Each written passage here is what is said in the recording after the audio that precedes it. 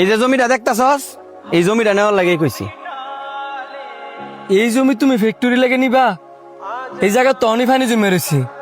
পানি জমে রয়েছে দেখে কি হয়েছে? এই কারণে তো জায়গার দামও কম। জায়গার দাম কম ঠিক আছে, কিন্তু তুমি যেন ফ্যাক্টরি করবা, এই জমি দেখে মনে হইতেছে এই জমির মাটি যে নরম। তুমি যখন ফাইলিং করবা অনেক গভীর পর্যন্ত তোমার ফাইলিং করা লাগবে। হেডা তোর বুঝন লাগতো না, তুই দেখ তোর জমির পজিশন পছন্দ হয়েছে কিনা। জমির পজিশন তো পছন্দ হয়েছে। আচ্ছা এখন ভাই, তুমি যে হাতে জমিটা কিনতেছ, জমির কাগজপত্র সব ঠিক আছে? না, আমি তো এত কিছু দেখি নাই, শুধু জমিটা দেখছি। এখনকার যুগের পরিস্থিতি খারাপ, কাগজপত্র তো দেখে লইতে হইব। খালি জমি দেখবা, ট্যা দিবা আর জমি কিনা লাইবা, এটা করলে কি হইব? কাগজপত্র তো দেখমুই, না দেখে কি আর জমি কিনবো?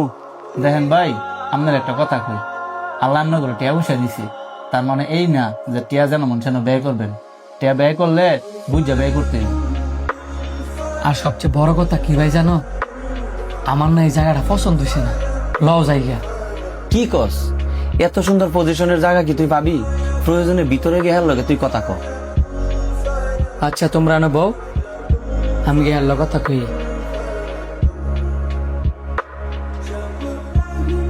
তো এখন কি সিদ্ধান্ত নিলেন? জমিটা কি কিনবেন? কেনার জন্যই তো আমার ভাই এখানে নিয়ে আসছে। এখন আপনি যে জমিটা বিক্রি করবেন, কাগজপত্র তো কিছুই দেখছি না, বা কি কারণে বিক্রি করবেন ওইগুলো তো জানি না। দেখেন, কাগজপত্র সব ঠিকঠাক আছে, এটা হচ্ছে আমার পৈতৃক সম্পত্তি, সো কোনো টেনশন করেন না। সবই ঠিক আছে, আপনাদের তো টাকা পয়সার অভাব নাই, কিন্তু আপনার বাবার পৈতৃক সম্পত্তি আপনি বিক্রি করবেন কেন? টাকা থাকলেই যে চাহিদা ফুরায় যায় এমনটা কিন্তু না। আপনার আমার যতই টাকা থাকুক না কেন, চাহিদার কোনো শেষ নাই।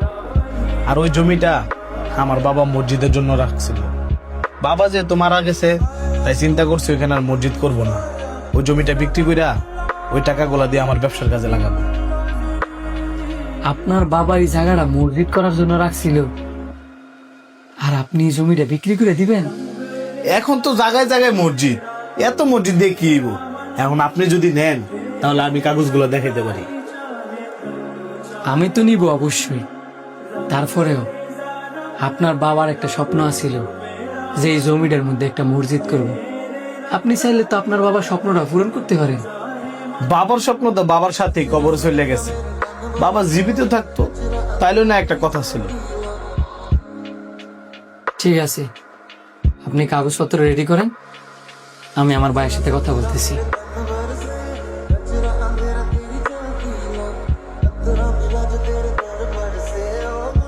ভাই, যতটাই লাগুক না খেলিগা, এই জমিটা আমার দরকার।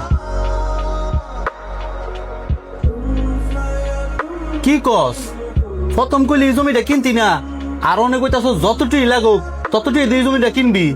হ, যতটাই লাগুক না খেলিগা এই জমিটা আমি কিনবো। আর এই জমিটা আমি কিনা ফ্যাক্টরি করতাম না, অন্য কিছু করবো।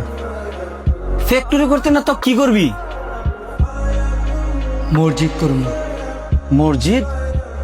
ফ্যাক্টরি ফালায় তুই মসজিদ করবি? হ, মসজিদ করবো। ভাই, আমার তো টিয়া পয়সার অভাব নাই, এত টিয়া পয়সা দিয়ে কি হইব? একটা টিয়াও তো আমরা খবরে নিয়ে যেতে পারতাম না।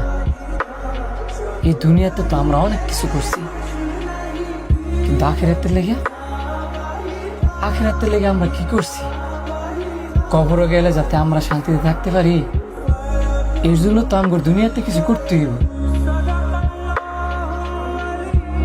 আমরা যদি একটা মসজিদ তৈরি করি, ওই মসজিদের মধ্যে কিয়ামতের আগ পর্যন্ত যত মানুষ ইবাদত করব, ওই ইবাদতের সবের অংশীদার আমরাও হব। আর সবচেয়ে বড় কথা কি জানো ভাই, আমরা যদি এই দুনিয়াতে আল্লাহ পাকের জন্য একটা ঘর তৈরি করি, আল্লাহ পাক আমাদের জন্য ওই জান্নাতে একটা ঘর তৈরি করবে।